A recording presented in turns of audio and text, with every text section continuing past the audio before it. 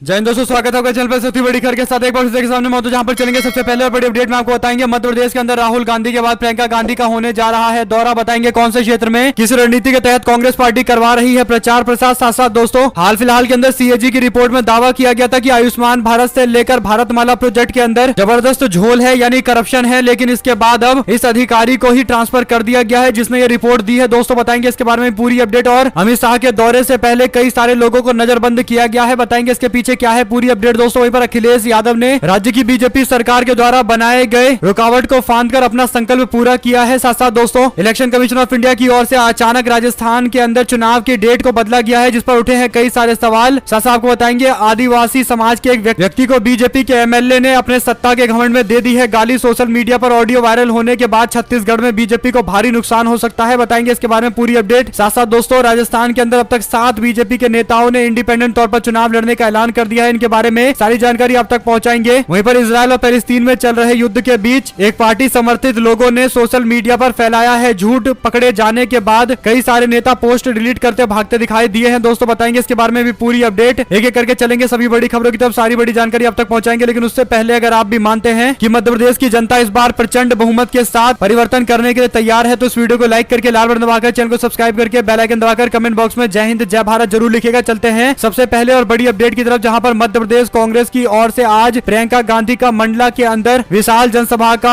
आयोजन किया गया है। दोस्तों इस दौरान कमलनाथ और प्रियंका गांधी दोनों मौजूद रहेंगे। आपको बता दें कि कांग्रेस पार्टी की ओर से नारा दिया गया है चलो मांडला। कांग्रेस की राष्ट्रीय महासचिव प्रियंका गांधी और प्रदेश कांग्रेस के अध्यक्ष कमलनाथ 12 अक्टूबर यानी आज मंडला जिले के अंदर विशाल जनसभा को संबोधित करते दिखाई देंगे। मंडला जिले में 2018 के चुनाव में भारतीय जनता पार्टी को दोनों की दोनों असेंबली सीट पर चुनाव में जीत मिला था। 2019 के अंदर भी बीजेपी को यहां पर चुनाव जनता ने जितवाया है। दोस्तों बड़ी बात यह है कि मंडला आदिवासी समाज के बहुतायत वाला जिला है, जहां पर कांग्रेस पार्टी का इस बार पूरा फोकस है। आपको बता दें कि कांग्रेस पार्टी पूरे मध्य प्रदेश चुनाव के दौरान आदिवासी समाज से जुड़े सीटों पर ज्यादा फोकस कर रही है, ताकि पिछली बार के नतीजों को इस बार पूरी तरीके से बदला जाए। साथ साथ दोस्तों एक बड़ी जानकारी में बताया गया है कि सीएजी की रिपोर्ट देने वाले आईएएस अधिकारी का ट्रांसफर कर दिया गया है। यानी सीएजी की रिपोर्ट में हाल फिलहाल के अंदर दावा किया गया था कि मोदी सरकार की सबसे बड़ी योजनाओं में से एक आयुष्मान भारत के अंदर जबरदस्त लूट मची हुई है। भारतमाला प्रोजेक्ट के पैसे को लेकर भी सवाल खड़े किए गए थे, क्योंकि जितने का प्रोजेक्ट था उससे कई गुना ज्यादा पैसा प्रोजेक्ट में लगाया गया था। इन दोनों मामले के सामने आने के बाद बीजेपी सरकार पर जबरदस्त दबाव बना दोस्तों, और इसके बाद सीएजी की रिपोर्ट देने वाले अधिकारी का ट्रांसफर कर दिया गया है। सूर्य प्रताप सिंह की ओर से स्क्रीनशॉट शेयर करते हुए लिखा गया कि सुना है सरकार ने भ्रष्टाचार को उजागर करने वाले सीएजी के सभी अफसरों का ट्रांसफर कर दिया है। क्यों भाई, ना खाऊंगा ना खाने दूंगा वाली पॉलिसी बदल गई क्या? इसका जवाब बीजेपी के लोगों को देना है। आप लोग की जो भी राय हो दोस्तों लिखकर जरूर बताएगा। साथ साथ बीजेपी की सोमवार को पहली लिस्ट आने के बाद अब राजस्थान में जोरदार विरोध देखने को मिला है। 7 सांसदों को बीजेपी ने मैदान में उतारा है, जिसमें जालोर सिरोही सांसद देवाजी पटेल का नाम भी शामिल है। उन्होंने सांचौर विधानसभा क्षेत्र से प्रत्याशी बनाए जाने के बाद पहली बार अपने क्षेत्र का दौरा करने की कोशिश की, लेकिन जैसे ही वो अपने क्षेत्र के अंदर पहुंचे वैसे ही लोगों ने उनको काले झंडे दिखाने शुरू कर दिए। इस पर कार के आगे आए लोगों पर ड्राइवर ने गाड़ी चढ़ाने का प्रयास किया। इस दौरान भीड़ इतनी आक्रोशित हो गई कि उन्होंने पथराव कर दिया और गाड़ी के शीशे तोड़ दिए। इस मामले को लेकर सांसद का कहना है कि मुझे आशंका थी कि कभी भी हमला किया जा सकता है। घटना सुबह 10 बजे सांचौर के पथमेड़ा से बड़सम गांव जाने के बीच रास्ते का है। देवाजी पटेल प्रत्याशी घोषित होने के बाद मंगलवार को पहली बार सांचौर आए थे। स्वागत कार्यक्रम के बाद कई जगह प्रदर्शन देखने को मिला है। दोस्तों आप लोग की इस पर जो भी राय हो लिखकर जरूर बताएगा, क्योंकि जो लोग प्रोटेस्ट कर रहे हैं उनका कहना है कि देवजी पटेल एक सांसद है जिनको विधायकी का चुनाव नहीं लड़वाना चाहिए, बल्कि जो पुराने उम्मीदवार है उनको वापस से टिकट दिया जाना चाहिए। विरोध कर रहे कार्यकर्ता सांसद को टिकट दिए जाने का बार बार विरोध कर रहे हैं। देवजी पटेल जालोर सिरोही सीट से 2009, 2014, 2019 के लोकसभा चुनाव में लगातार विजयी रहे हैं। जालोर सिरोही लोकसभा सीट पर पहली बार 2009 में कांग्रेस के बूटा सिंह को हराकर देवजी पटेल ने चुनाव जीता था। साथ साथ दोस्तों रोहतक के अंदर अमित शाह के आने से पहले जोरदार बवाल देखने को मिला। ज्ञापन देने पहुंची आशा वर्कर्स और पुलिस के बीच में झड़प, प्रदेश प्रधान समेत कई लोग हिरासत में लिए गए हैं। हरियाणा में रोहतक के अंदर केंद्रीय गृह मंत्री अमित शाह के पहुंचने से पहले बवाल हो गया। यहां केंद्रीय गृह मंत्री को ज्ञापन देने आई आशा वर्कर की पुलिस के साथ झड़प हो गई। पुलिस ने राज्य प्रधान सुरेखा और सीटू के जिला सचिव विनोद समेत कई आशा वर्कर्स को हिरासत में ले लिया। पुलिस उन्हें बसों में भरकर लेकर गई। दूसरी तरफ हरियाणा में आम आदमी पार्टी के पूर्व प्रदेश अध्यक्ष नवीन जयहिंद को नजरबंद करने पुलिस गांव पहुंची। दरअसल नवीन जयहिंद ने केंद्रीय मंत्री अमित शाह से SYL पर सवाल पूछा था कि हरियाणा को पानी कब मिलेगा? आप लोग किस पर जो भी राय हो दोस्तों लिखकर जरूर बताएगा। साथ साथ सपा के प्रमुख अखिलेश यादव बुधवार को सुबह लगभग 11:50 पर लखनऊ के जयप्रकाश नारायण इंटरनेशनल सेंटर यानी JPNIC पहुंचे। यहाँ उन्होंने 100 से ज्यादा कार्यकर्ताओं के साथ मिलकर जयप्रकाश नारायण की प्रतिमा पर माल्यार्पण करने की कोशिश की, लेकिन दरवाजा बंद दिखाई दिया और यहाँ तक कि अखिलेश यादव को रोकने के लिए एक टीन की शेड लगाई गई ताकि कोई दीवार कूद कर ना चला जाए। लेकिन अखिलेश यादव समाजवादी पार्टी के बड़े नेता है और समाजवादी पार्टी के नेताओं ने जो संकल्प लिया उसे सबसे पहले अखिलेश यादव ने पूरा किया। अखिलेश यादव करीब 8 फीट ऊंचा गेट कूदकर JPNIC के अंदर चले गए। पुलिस प्रशासन की ओर से उन्हें रोका गया लेकिन वो नहीं रुके। इसके बाद जयप्रकाश नारायण की प्रतिमा पर जाकर उन्होंने माल्यार्पण किए, फिर लौटकर उन्होंने गेट फांदकर बाहर निकले हैं। अखिलेश यादव ने सरकार पर तंज कसते हुए कहा कि छेड़ोगे तो छोड़ेंगे नहीं। अखिलेश यादव के पीछे पीछे कुछ सपा के नेता भी गेट कूदकर अंदर आ गए। इस दौरान सपा के नेताओं की पुलिस से भिड़ंत हो गई। दरअसल समाजवादी पार्टी की ओर से स्पष्ट तौर पर जयप्रकाश नारायण के जयंती मनाने को लेकर प्रशासन से मांग की गई थी, लेकिन लखनऊ विकास प्राधिकरण की ओर से इजाजत नहीं दी गई। साथ साथ दोस्तों सत्ता के दमन की क्रूर हदें व सरहदें समाजवादी विचारों को किसी सीमा में बांध नहीं सकती। सपा के नेताओं की ओर से वीडियो शेयर करते हुए अखिलेश यादव की जमकर तारीफ की जा रही है। साथ साथ राजस्थान के अंदर अचानक से इलेक्शन कमीशन ऑफ इंडिया ने चुनाव के डेट को बढ़ा दिया है, यानी जो 23 तारीख को चुनाव होने वाला था 23 नवंबर को, अब वो डेट 25 नवंबर कर दी गई है। इलेक्शन कमीशन ऑफ इंडिया की ओर से नए शेड्यूल जारी किए जाने के बाद सवाल ये उठा है कि किसके कहने पर ये शेड्यूल चेंज किया गया है और कौन से बड़े कारण जिसके लिए ये शेड्यूल चेंज किया है। हालांकि दोस्तों इलेक्शन कमीशन ऑफ इंडिया की ओर से जो नोटिफिकेशन जारी किया गया है उसमें कहा गया है कि कई सारे संगठन और पॉलिटिकल पार्टी के लोगों ने कहा था कि डेट चेंज कर दिया जाना चाहिए क्योंकि बड़े स्तर पर इस दिन शादियों का दिन रहेगा और लोग शादियों में फंसे रहेंगे तो वोटिंग परसेंटेज घट जाएगा। और इलेक्शन कमीशन ऑफ इंडिया का दावा है कि 25 तारीख को वोटिंग परसेंटेज में कुछ खास बदलाव नहीं देखने को मिलेगा क्योंकि एक नॉर्मल दिन है। हालांकि दोस्तों क्या इस तरीके के बदलाव के पीछे आप ये तर्क समझ पा रहे हैं या फिर कोई और तर्क है? आप लोग को जो भी लगता है लिखकर जरूर बताएगा। साथ साथ मध्य प्रदेश में शिवराज सिंह चौहान के रथ यात्रा को लेकर कांग्रेस पार्टी का तंज, कहा अहंकार के रथ पर सवार है शिवराज सिंह चौहान, उनके पीछे अपनी गुहार लगाए महिलाएं भाग रही हैं, चीख रही हैं, पुकार लगा रही हैं, लेकिन सत्ता के मद में चूर सीएम के पास उनकी बात सुनने का वक्त नहीं है। महिलाओं का कहना है कि शिवराज सरकार ने अपने एक भी वादे पूरे नहीं किए, महिलाओं के लिए कुछ नहीं किया। ये वीडियो मध्य प्रदेश बीजेपी सरकार की 18 साल की असलियत है, झूठे प्रचार और भ्रष्टाचार की सच्चाई है। आने वाले विधानसभा चुनाव के अंदर मध्य प्रदेश की जनता इन्हें करारा जवाब देगी। साथ साथ दोस्तों आदिवासी विरोधी भाजपा बताते हुए कांग्रेस पार्टी की ओर से एक ऑडियो जारी किया गया है। छत्तीसगढ़ कांग्रेस ने दावा किया है कि इस ऑडियो के अंदर विनायक गोयल जो बीजेपी के प्रत्याशी हैं, चुनाव लड़ रहे हैं, उनके और महरा समाज के एक व्यक्ति के बीच में बातचीत चल रही है और इस दौरान बीजेपी के प्रत्याशी ने महरा समाज के व्यक्ति का अपमान किया है, उसे गालियां दी है। कांग्रेस पार्टी के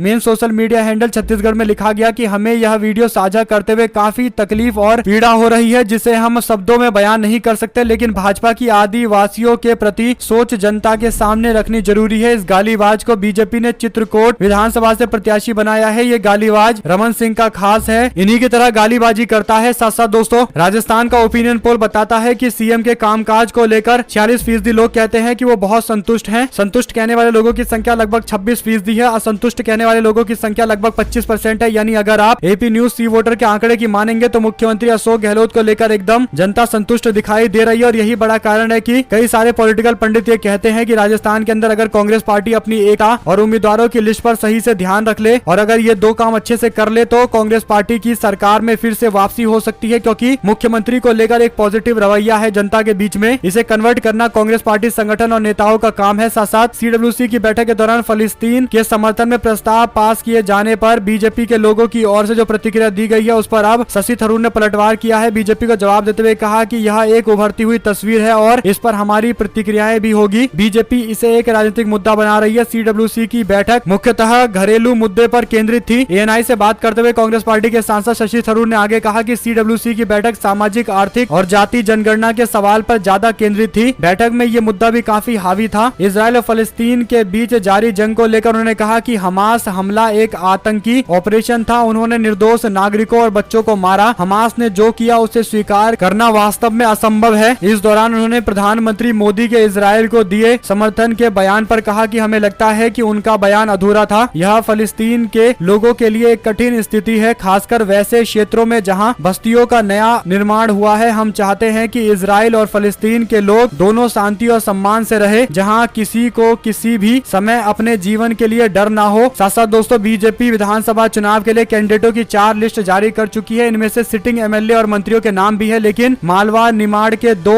मंत्रियों सहित 18 विधायकों के टिकट होल्ड पर रखे गए हैं। यह सब कुछ रणनीति के तहत किया जा रहा है। अगली लिस्ट में इन विधायकों की सीट बदली जाएगी या टिकट काट दिए जाएंगे, ये तय हुआ है। एक विकल्प यह भी है कि वर्तमान विधायक पर पुनर्विचार हो सकता है। जिन 2 मंत्रियों के टिकट को होल्ड किया गया है वो दोनों आरएसएस के समर्थित बताए जाते हैं। इसमें महू से ऊषा ठाकुर और शाजापुर जिले से इंदर सिंह परमार शामिल है। पार्टी सूत्रों के अनुसार कुछ मीडिया हाउस ने अपने ओपिनियन पोल में मालवा निवाड़ में बीजेपी को मजबूत दिखाया है। यही वजह है कि चंबल में पिछड़ने की खबर के बाद बीजेपी ने पूरी रणनीति को 4 भागों में बांट दिया है। इसी हिसाब से टिकट जारी किए जा रहे हैं। मालवा निमाड़ में कुछ 66 सीटें हैं। इसमें अधिकतर पर नाम घोषित कर दिए गए हैं, लेकिन जिन सीटों पर होल्ड रखा गया है उसमें आरएसएस से पूछकर टिकट बांटे जाएंगे। आप लोग की जो भी राय हो दोस्तों लिखिएगा जरूर। साथ साथ सबसे बड़े ओपिनियन पोल एपी न्यूज सी वोटर ओपिनियन पोल में दावा किया गया है कि मुख्यमंत्री अशोक गहलोत को 34% राजस्थान के लोग अगला मुख्यमंत्री चाहते हैं, जबकि वसुंधरा राजे जिन्हें बीजेपी के अंदर अलग थलग किया जा रहा है वो बीजेपी की ओर से दूसरे नंबर में सबसे ज्यादा लोकप्रिय है। 22% राजस्थान के लोग उन्हें मुख्यमंत्री देखना चाहते हैं। तीसरे नंबर पर कांग्रेस पार्टी के नेता सचिन पायलट का नाम है, जिन्हें 18% लोग अगला मुख्यमंत्री देखना चाहते हैं। 10% लोग गजेंद्र शेखावत को अगला मुख्यमंत्री देखना चाहते हैं। 7% लोग राजवर्धन राठौर को अगला मुख्यमंत्री देखना चाहते हैं। साथ साथ दोस्तों राजस्थान के अंदर मम्मन यादव, अनीता सिंह गुर्जर, नंद किशोर महारिया, राजपाल सिंह शेखावत, नरपत सिंह राजवी और राजेंद्र गुर्जर समेत सूर्यकांत व्यास कुल मिलाकर 7 बीजेपी के ऐसे नेता हैं जो पार्टी से इस्तीफा देकर इंडिपेंडेंट चुनाव लड़ने का ऐलान कर चुके हैं। साथ साथ भूपेंद्र हुड्डा के बयान पर कुमारी सैलजा ने टिप्पणी को खारिज करते हुए कहा कि राजस्थान में 4 डिप्टी सीएम बनाने का फॉर्मूला नहीं है। हाईकमान को तय करना है कि क्या निर्णय लिया जाएगा। हरियाणा में सरकार बनने पर कांग्रेस पार्टी 4 डिप्टी सीएम बनाएगी। ये बयान पूर्व मुख्यमंत्री भूपेंद्र सिंह हुड्डा के द्वारा दिया गया, जिसे कुमारी सैलजा ने खारिज कर दिया। उन्होंने कहा कि कांग्रेस में ऐसा कोई भी फॉर्मूला नहीं है। ये फॉर्मूला कब बना, किसने इसकी घोषणा की है। उन्होंने बताया कि 2019 में मैं खुद प्रदेश की अध्यक्ष थी। उन्होंने कहा कि कांग्रेस ने ऐसा कुछ तय नहीं किया है। सीएम हो या डिप्टी सीएम हाईकमान समय पर तय करता है। इस फैसले के लिए हाईकमान ने किसी को अधिकृत नहीं किया है। एक तरीके से उन्होंने निशाना भी साधा है भूपेंद्र हुड्डा पर। साथ साथ दोस्तों हरियाणा के सीएम ऑफिस के दखल से नाराज हो गए प्रदेश के हेल्थ मिनिस्टर अनिल विज। स्वास्थ्य मंत्रालय के विभागों की फाइलें रोक काम को बंद किया गया है। खट्टर के सीपीएस ने की थी रिव्यू मीटिंग। हरियाणा के हेल्थ मिनिस्टर अनिल विज के डिपार्टमेंट ने हरियाणा मुख्यमंत्री कार्यालय के दखल की चर्चा जबरदस्त चर्चा का विषय बन गई है। सूत्रों की मानो तो इनको लेकर अनिल विज बहुत नाराज हैं। नाराजगी की वजह से उन्होंने हेल्थ डिपार्टमेंट की सभी फाइलों को रोक दिया है। साथ ही विभाग से जुड़ा कोई भी काम नहीं कर रहे हैं। विभाग से जुड़े कामों को लेकर जा रहे बीजेपी के विधायक सत्य प्रकाश जरावत, राजेश नागर और कृष्ण मीणा को स्वास्थ्य विभाग का काम करने से साफ इंकार कर दिया गया है। यानी अब विरोध जताने पर आ गए हैं health minister Bharatiya Janata party के। साथ साथ मध्य प्रदेश के दौरे पर मंगलवार को राहुल गांधी पहुंचे तो उनकी सुरक्षा में छू की बड़ी जानकारी सामने आई थी दोस्तों। और अब वीडियो भी सामने आया जिसमें राहुल गांधी अपने कार्यकर्ताओं से मुलाकात करने के लिए जब प्लेन से बाहर निकलते हैं तो कांग्रेस पार्टी का एक सामान्य कार्यकर्ता भी उनसे मुलाकात करने के लिए काफी आगे हो जाता है, आगे तक राहुल गांधी तक पहुंच जाता है। फिर सवाल ये खड़ा हुआ है कि आखिर राहुल गांधी तक पहुंचने से पहले सिक्योरिटी चेक क्यों नहीं किया गया, क्योंकि आज तो कांग्रेस पार्टी का कोई कार्यकर्ता था। अगर इसी तरीके से कोई और व्यक्ति गलत इंटेंशन से आ जाए तो राहुल गांधी की सुरक्षा में सेना की जिम्मेदारी किसकी होगी, बड़ा सवाल है दोस्तों। साथ साथ राजस्थान के अंदर एक और बीजेपी को तगड़ा झटका लगा है। पूर्व बीजेपी के एमएलए नंद किशोर महारिया ने बताया है कि वो बीजेपी से इस्तीफा देकर जननायक जनता पार्टी के टिकट पर फतेहपुर से चुनावी मैदान में उतरने वाले हैं। यानी बीजेपी को फतेहपुर में वोट बंटने के कारण भारी नुकसान होने वाला है। साथ साथ मध्य प्रदेश के वीकली ट्रैकर बताते हैं कि कांग्रेस पार्टी को 128 से 131 सीटें मिलेगी, बीजेपी को 91 से 94 सीटें, अदर्स को 5 से 8 सीटें मिलेगी। साथ साथ दोस्तों खेतगांव विधानसभा में लगे पूर्व मंत्री दीपक जोशी के पोस्टर लिखा नहीं चलेगा नहीं चलेगा। दीपक जोशी ने कहा कि यह विपक्ष की साजिश है, मुझे तो प्रचार मिल रहा है। बीजेपी प्रत्याशी तय होने के बाद पोस्टर जारी किया गया है। दरअसल हाल फिलहाल में ही कांग्रेस पार्टी में शामिल हुए हैं पूर्व मंत्री दीपक जोशी, जिनके यहां से चुनाव लड़ने को लेकर चर्चाएं चल रही है। हालांकि इस तरीके के बैनर पोस्टर जारी होने के बाद बीजेपी के नेताओं का दावा है कि ये पोस्टर कांग्रेसी लोगों ने ही लगाए हैं। कांग्रेस पार्टी के फूट के कारण ये पोस्टर लगाए गए हैं, लेकिन दीपक जोशी का मानना है कि भाजपा के लोगों ने लगाए हैं ताकि पार्टी में फूट दिखाया जाए। साथ साथ दिल्ली के मुख्यमंत्री अरविंद केजरीवाल ने बुधवार को प्रधानमंत्री नरेंद्र मोदी को निशाने पर लेते हुए कहा कि वो आम आदमी पार्टी को खत्म करना चाहते हैं। हमारे विधायकों और नेताओं के खिलाफ झूठे केस दर्ज किए जा रहे हैं। अब तक हमारे खिलाफ 170 केस दर्ज किए गए, 140 में इनको कुछ भी नहीं मिला, एक पैसा भ्रष्टाचार का नहीं मिला। केजरीवाल ने कहा कि आम आदमी पार्टी के नेताओं के खिलाफ फर्जी मामला चल रहा है। 2 साल से हमारे सीनियर नेताओं को लगातार गिरफ्तार किया जा रहा है। मनीष सिसोदिया के खिलाफ ईडी के कार्रवाई को लेकर भी उन्होंने कहा कि उनके पास सबूत ही नहीं है, फिर भी जेल में बंद कर रखा है। संजय सिंह को भी गिरफ्तार करके जेल में डाला गया। अब आम अमानतुल्लाह खान के घर पर छापेमारी की गई। एक पैसे का भ्रष्टाचार नहीं मिला, लेकिन ये लोग कार्रवाई करने के लिए इतने परेशान है कि कहीं ना कहीं छापा मारी देते हैं। अरविंद केजरीवाल की ओर से स्पष्ट तौर पर उनकी पार्टी के खिलाफ चल रही साजिश पर टिप्पणी की गई है दोस्तों, क्योंकि बार बार आम आदमी पार्टी के नेताओं के खिलाफ ही छापेमारी की जा रही है। और जिस तरीके की टिप्पणी कोर्ट ने की है, इससे बीजेपी को समझना चाहिए कि जनता के बीच एक मैसेज गया है कि गलत शक्तियों का इस्तेमाल किया जा रहा है और जनता अपने तरीके से जवाब भी दे सकती है। साथ साथ न्यूज क्लिक के दफ्तर और गिरफ्तार संपादक के घर की तलाशी के लिए सीबीआई पहुंच गई। केंद्रीय जांच ब्यूरो की आर्थिक अपराध शाखा की एक टीम बुधवार को सुबह न्यूज क्लिक के संपादक प्रबीर पुरकायस्थ के दफ्तर और घर पर जाकर तलाशी लेने लगी। खबर लिखे जाने तक करीब 8 लोगों की एक टीम प्रबीर के घर पहुंची। उनकी साथी और प्रसिद्ध लेखक गीता हरिहरन से पूछताछ की गई है। पुरकायस्थ वर्तमान में न्यूज क्लिक के